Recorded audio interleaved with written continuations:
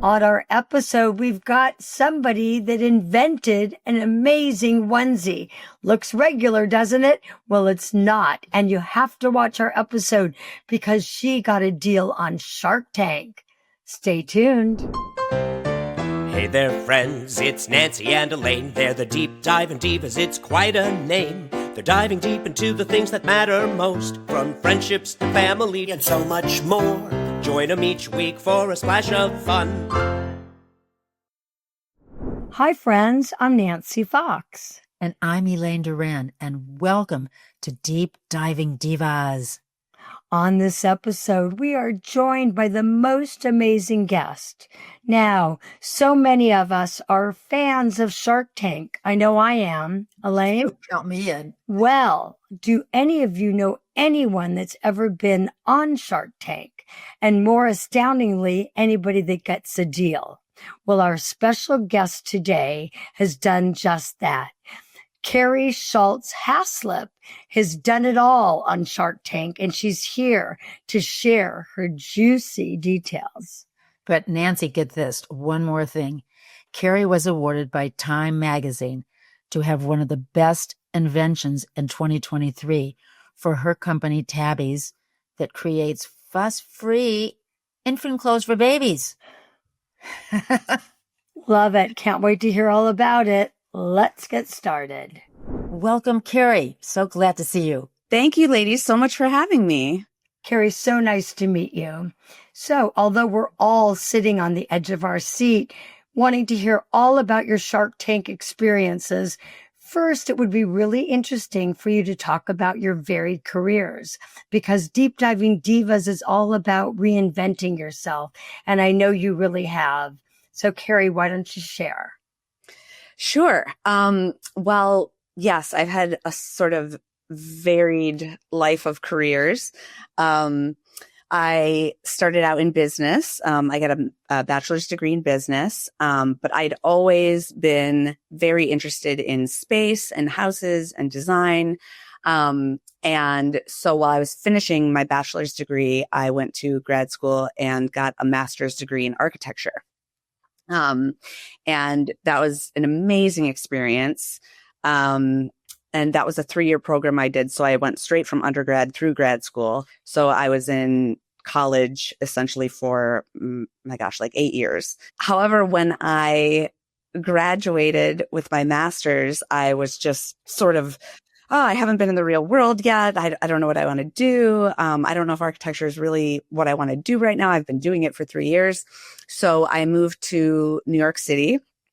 My longtime childhood friend had moved there, and I moved there and started waitressing, sort of figuring out like what I was going to do. And I'd always been really drawn to the theater.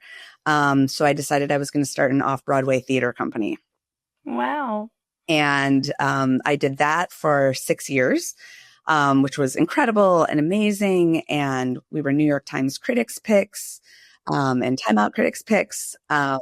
This is like 2006 to 2011. And then shortly after that, I got really into photography again, which I had done in high school. And I started shooting fashion and music in New York. And my brother and I opened a small video and digital studio. Goodness, so I did that for a while. You're always having businesses, it sounds like. I'm sorry? You're always starting businesses. Always starting businesses, yeah. I definitely am the acorn that doesn't fall far from my father's tree. He's a serial entrepreneur, very successful, always starting something new. And I was doing that even as a young child. I mean, from the age of 6 to 10, my bedroom was always either a store or a post office, or our basement was a restaurant for like 6 years. I was going to say, were your parents surprised when you got on Shark Tank, or was this something that you'd been doing for a long time? I mean, they were very excited. But no, I don't think they were surprised once, having known me all of my life.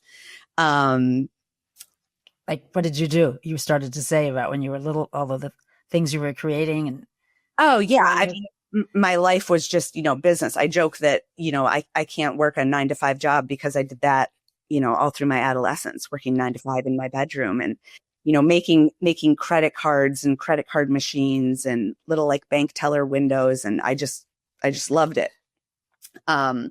So yeah, sort of going out on my own path and finding an interest and, discovering I had skills for it or honing skills and then sort of monetizing that has really sort of always been my thing.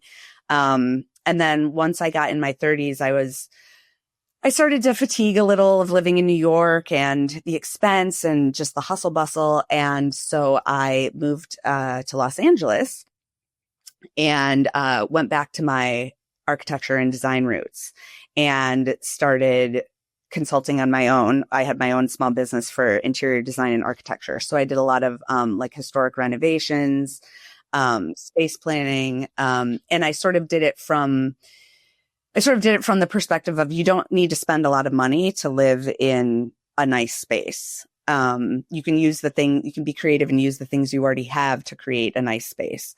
So I did that. And I was doing that for a while. And then my niece was born. She was the first grandchild in the family. I have a brother who's 17 months younger than me. And I flew to New York to visit them and help out with the new baby. And from there, Tabby's was born. So Tabby's was kind of just an accident. I identified a problem that I saw when I was watching my sister-in-law skin to skin breastfeed Daisy, my niece, and getting her in and out of the onesie to do skin to skin feeding and bonding. And then, inevitably she'd fall asleep and then you have to wriggle her arms and head through the clothing can. And I was like, this design is wrong. Like this shouldn't be so complicated. I'm going to go on the internet and I'm going to find the baby clothes that snap at the shoulders. So you don't have to pull little arms through sleeves or pull things over their head. And I was just astounded that it didn't exist. Because of my design and architecture background, it's all about form follows function. And I was like I say on Shark Tank, why are we stuffing babies into sausage casings 10 times a day? Like this does not make sense. And I kind of just got obsessed with it. And I got obsessed with it, at the time when my husband and I were trying to start our own family and knowing that, how important skin to skin bonding was and skin to skin feeding.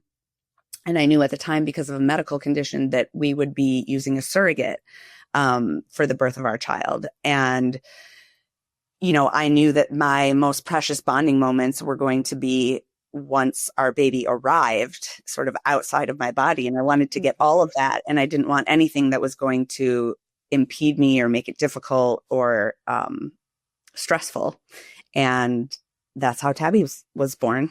And that's it's an interesting one because you're the perfect example. And I was in the food industry my whole career, and I created a product line of cookies and salad dressings that I sold to Gelson's, and everyone said that's so hard to do.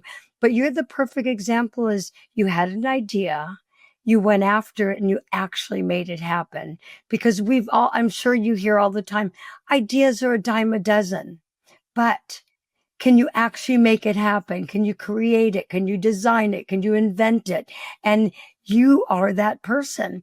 But clearly you said it started with your background. Your role model was your dad. He, sounds like he was a serial entrepreneur. And then you've clearly become, followed in his footsteps. But there's something interesting. I'm sorry. There's something interesting about the three of us is that I also have had, now it's my fourth career, starting out in the theater for a long time, then going into being a teacher, kind of going back to the theater again, then deciding I was going back to UCLA after having my teaching credential and teaching for 13 years that I was going to go into public relations. So then I decided to open up, after working for a firm, my own PR firm, and it's always been, and there must be, three of us must have something in common. I'm trying to wonder that thread. And now we're doing this podcast, Nancy and I, of being curious, of being brave, courageous, nervy, crazy. I don't know what it is, jumping off the edge. I don't know if you're all Sagittarius, but I don't know. What do you think? I mean, Carrie, what do you think it is about you that makes you, you've really set up different businesses along the way, connected, but what is it that does this? Makes you like that? Is everybody out there like that? They just don't know it? Yeah, I don't know. I think everyone has their special talents and skills and things they gravitate towards. And, I think I really think it comes from an innate curiosity about things. Whether it's, for instance, with Tabby's, it was questioning the conventional wisdom of, wait, why is this so hard? That it seems like if we just do this, it won't be hard anymore. How come no one has thought of that? I think with the other businesses, that were sort of very creative, it was, I like this. I'm good at it. I want to do it. And I think it's a feeling of being like, this is what I want to do and what I enjoy and what I feel good at. And so that's what I'm going to do to make a living.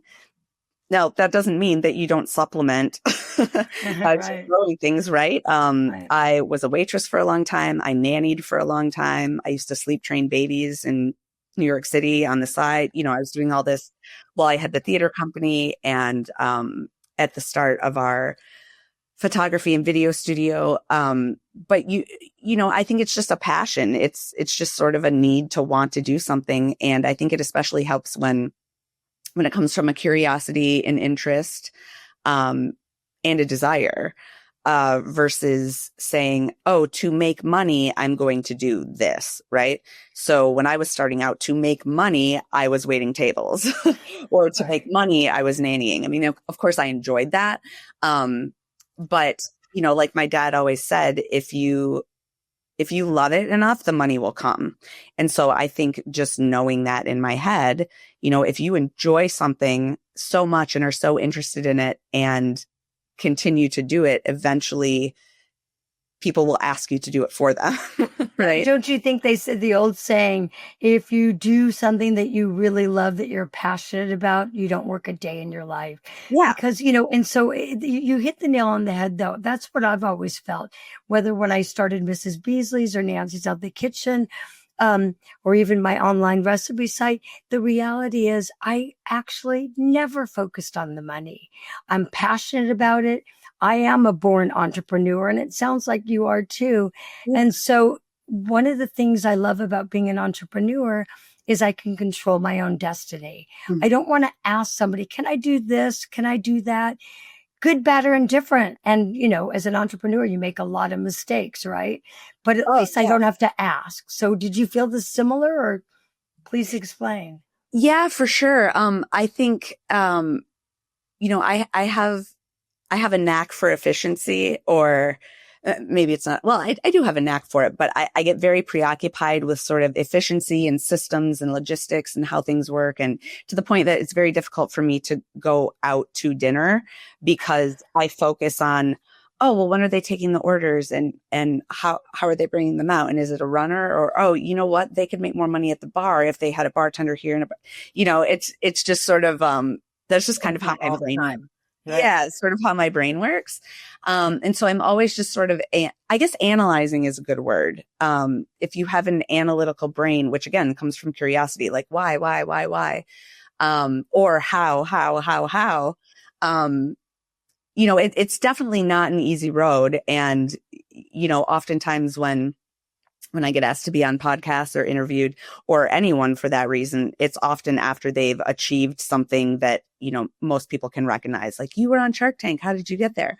And it's just sort of like social media or a movie, right? It's like, well, you edit out all the stuff that like nobody wants to see when I'm like crying in my car because I don't, a delivery. Sometimes those things, like if I can just say, I and maybe you can address this to some of our, listeners out there, other people might say that, you had that kind of personality, but I know that when I was making these changes, from one career to the other, people were a combination of envious, a little bit jealous, mad, but also kind of wishing they could do it. Like when I decided to leave teaching, some of them just were going to do that for the rest of their lives. I mean, what could you say to people out there who maybe weren't so creative and were not creating businesses when you were 5 years old?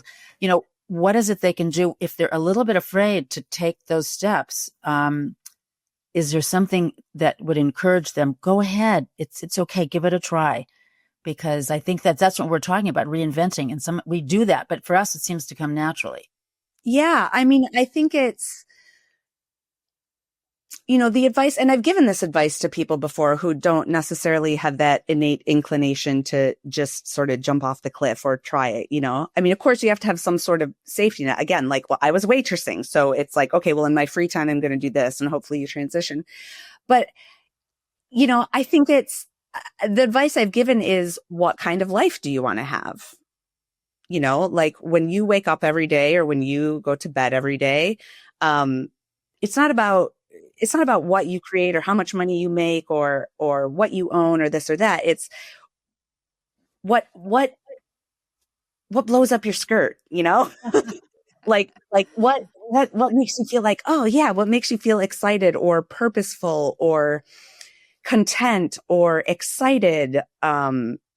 And if you have something that makes you feel any of those things, or you feel an inclination to like pursue or sort of get obsessed with something, whatever it is, whether it's knitting or it's, generative AI, just follow it, because, I believe if you're having fun, you can't be doing anything wrong, right? I mean, as long as your bills are paid and your family's taken care of, that kind of thing. It's like, just go for it. You can stop whenever you want, but you'll never have the chance to stop if you don't start.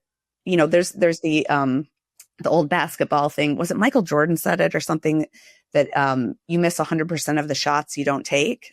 That's and so true. I also think I think it's really important not to do it for the validation or approval of other people. It's, I'm going to do me.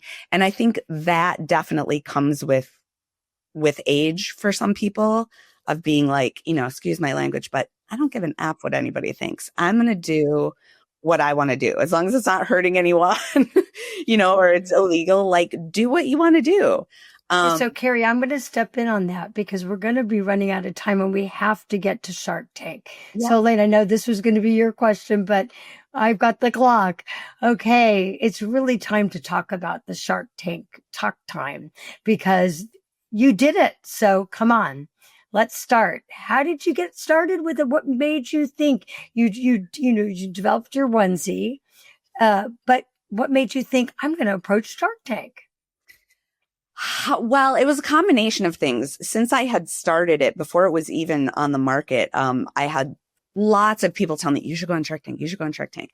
And I was like, oh my gosh. I mean, I would love that. Like, I was obsessed with that show, but I just didn't think we were there yet.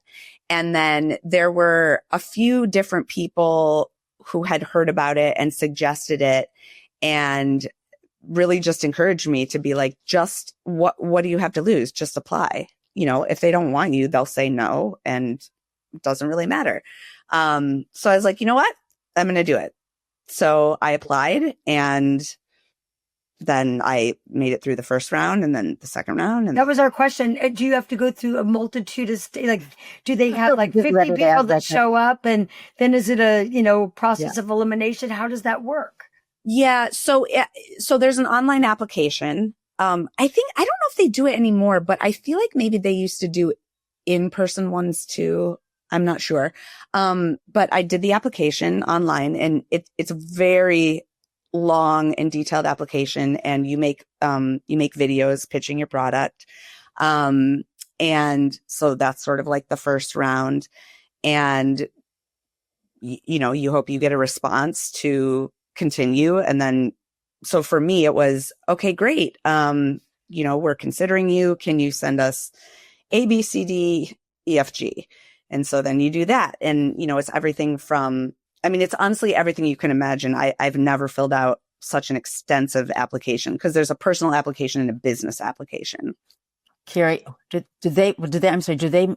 you rehearse before you go on? Do you see the tanks, the Shark Tanks when you're coming out ahead of time, or is it really you just walk out cold from those doors for the first time? No, you just, I don't know how much I'm allowed to reveal, but once you're there, they take your cohort out to show you, like, this is the hallway you walk down. It's sort of like a dry rehearsal with the director, where they're like, okay, the camera guy is going to be here.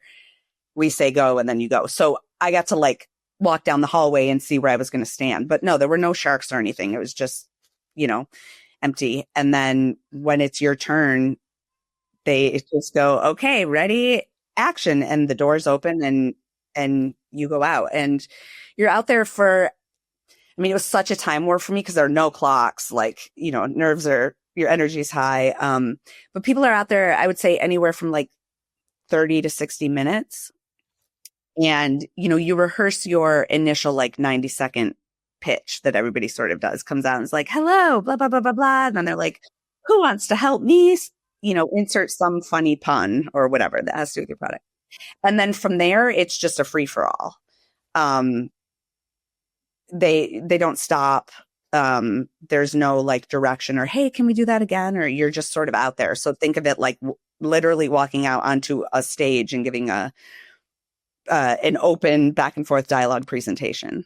Were there many sharks? Sorry, go ahead, Elaine. Did you feel like you had them like after you gave your presentation, or was it like, could you get a sense like maybe they're not getting it? These guys they're too old to be having babies, and why are they going to listen to this? After my first like 90-second spiel, you mean? Yeah. Yeah. I mean, I felt like I had their, I feel like they were engaged and they were like, okay. And, the first question, people on the street to customers to the sharks were like, wait, this didn't exist before. So I explained that. And then I have the patents and, everyone was very kind and interested and said they all really liked the product. What it really came down to is what the sort of play was going to be. And I had sort of pitched it and everyone sort of agreed, all the sharks sort of agreed that it was a licensing play. So what that means is getting a shark to help me take the Tabby's design and license it to other companies. For instance, like Carter's or Gerber or Cat and Jack or whatever. And I mean, that's, my goal with Tabby's is to get it on as many babies as possible. And I'm a small business, we're very focused on sustainability, organic, social justice. And, I'm a small business, so I can only do like a certain amount, right?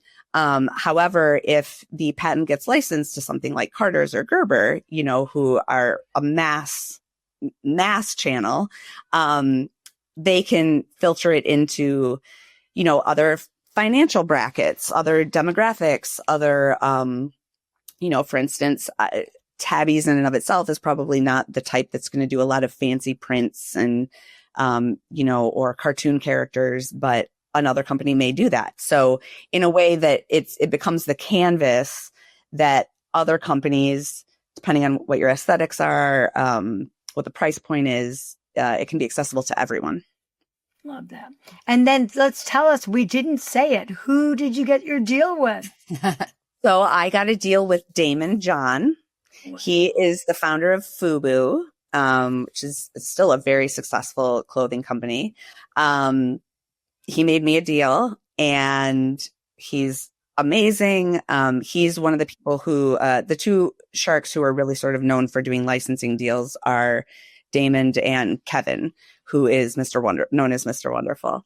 I don't feel like Mr. Wonderful super got it. But Damon got it. And at the time, right before we taped, I had a few hospitals reach out to me and wanted to use Tabby's exclusively in their NICUs.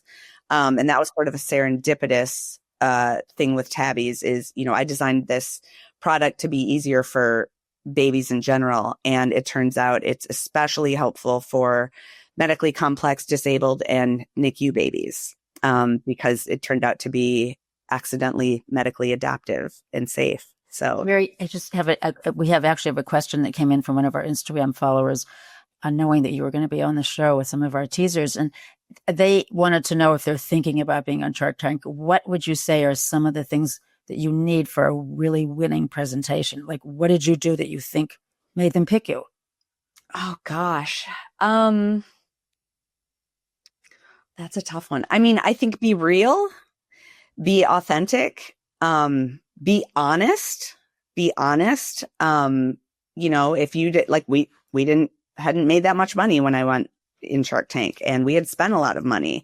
And, I think being honest and vulnerable and being open to suggestions, and also just being open to the opportunity, because, you know, the ultimate goal of Shark Tank isn't necessarily to get the deal, right?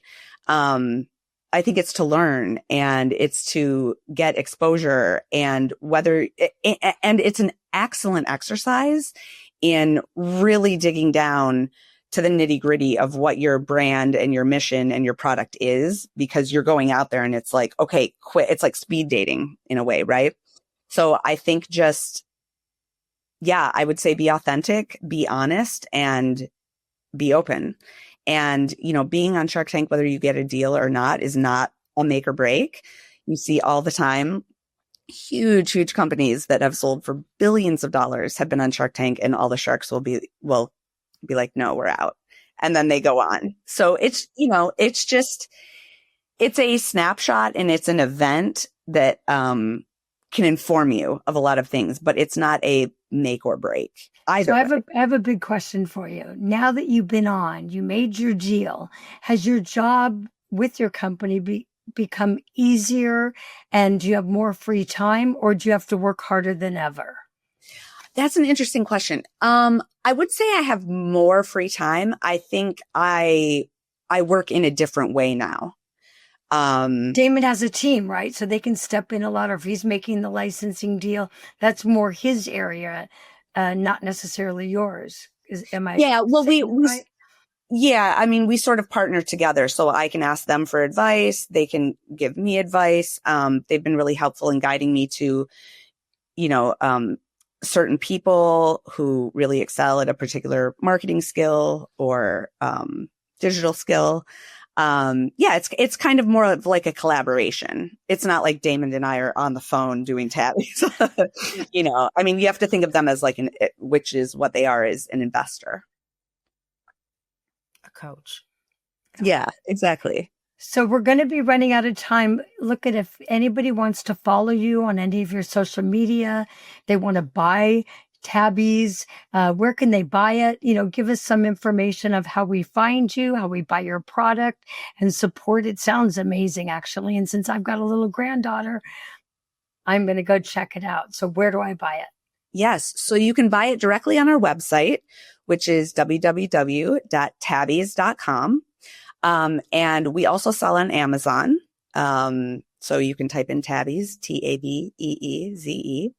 And I just want to let people know that, for anyone who has friends or family, that has a baby who has medical complexities, a disability, or is in the NICU, you can go on our website and there's a quick form you can fill out, and it gives you 40% off your purchase. Wow, right. That's fantastic. Carrie, thank you so much. We could go on. We've got a million more questions, but I guess we're going to have to end here. So thank you for joining us. It's been such a pleasure. Thank you so much, ladies. Waiting to hear lots of good things and see what your next career will be. Yeah, exactly. We'll have to have you on again. Thanks so much, Carrie. Thanks, Nancy. Nancy, I thought that was fantastic.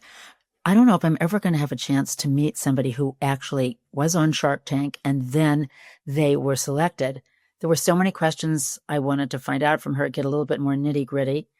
But, you know, if any of you have questions out there, which I'm sure you do, be sure and email us at thedeepdivingdivas@gmail.com. Please email us anything. Well, not anything. Anything. And you might be listening to us. We're on all the podcast networks, or come and join us. Watch our show each week on YouTube at Deep Diving Divas, and join us on Instagram, Facebook. All of them are at Deep Diving Divas. That was such a fun show. Loved hearing Carrie's story. I mean, we really could have gone on, and maybe we'll have her back. Maybe we'll talk about other things. She's really inspiring and dynamic, and we hope you really enjoyed it as much as we did. Okay, till next time. See ya. Bye-bye. Bye. See ya on Shark Tank. Yeah. Cheers to that.